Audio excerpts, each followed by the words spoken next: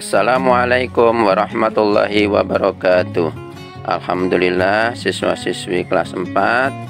Hari ini kita masih belajar tema 8, subtema 1, pembelajaran 2. Sebelum kita mulai pembelajaran kali ini, marilah kita berdoa dengan membaca basmalah. Bismillahirrahmanirrahim. Silahkan teman-teman buka halaman 12.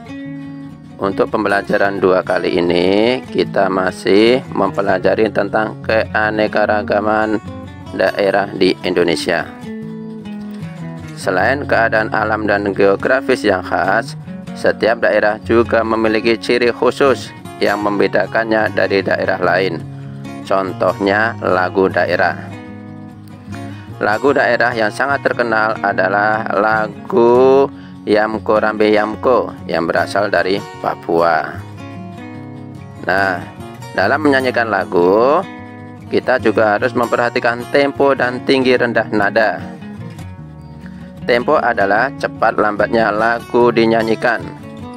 Tempo dibedakan menjadi 3 macam, yaitu tempo cepat, tempo sedang, dan tempo lambat. Pemilihan tempo dalam suatu lagu harus disesuaikan dengan isi lagu. Nah, mari kita bernyanyi bersama-sama ya, lagu Yamko Rambe Yamko dari Papua, dan perhatikan tinggi rendah nadanya.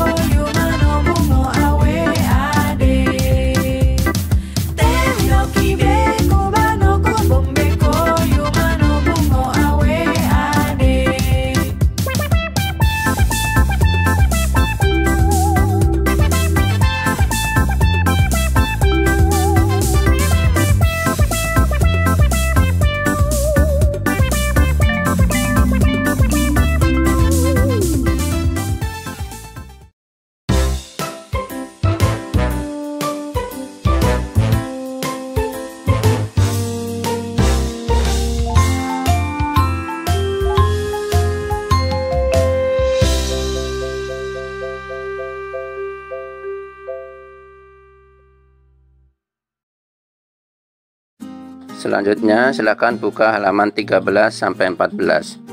Perhatikan gambar tentang tinggi rendah nada. Tinggi rendah nada merupakan cara menyanyikan lagu sehingga menghasilkan nada tinggi atau nada rendah sesuai dengan notasi lagu. Nah, berikut urutan tinggi rendah nada yang disebut tangga nada dengan notasi angka dan notasi balok. Semakin ke kanan, nada semakin tinggi. Sebaliknya, semakin ke kiri, nada semakin rendah.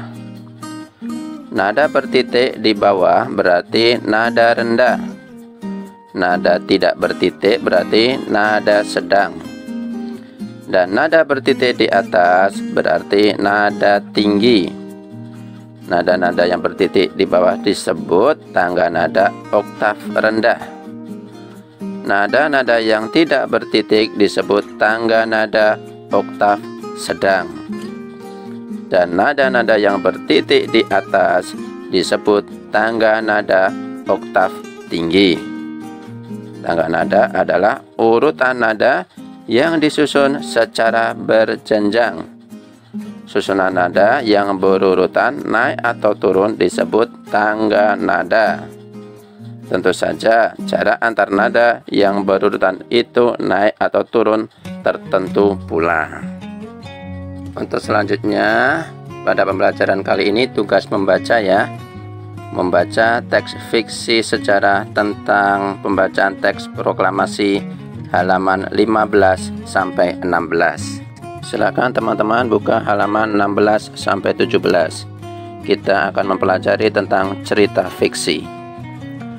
Cerita fiksi merupakan cerita hasil olahan imajinasi seorang pengarang berdasarkan pandangan, tafsiran, dan penilaiannya terhadap peristiwa-peristiwa yang pernah terjadi secara nyata ataupun yang hanya terjadi dalam khayalan penulis saja.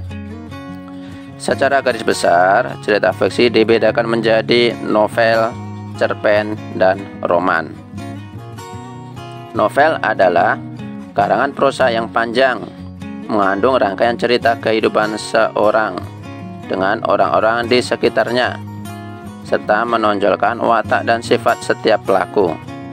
Biasanya, cerita novel dimulai dari peristiwa atau kejadian terpenting yang dialami oleh tokoh cerita yang kelak mengubah nasib kehidupannya. Yang kedua, cerpen.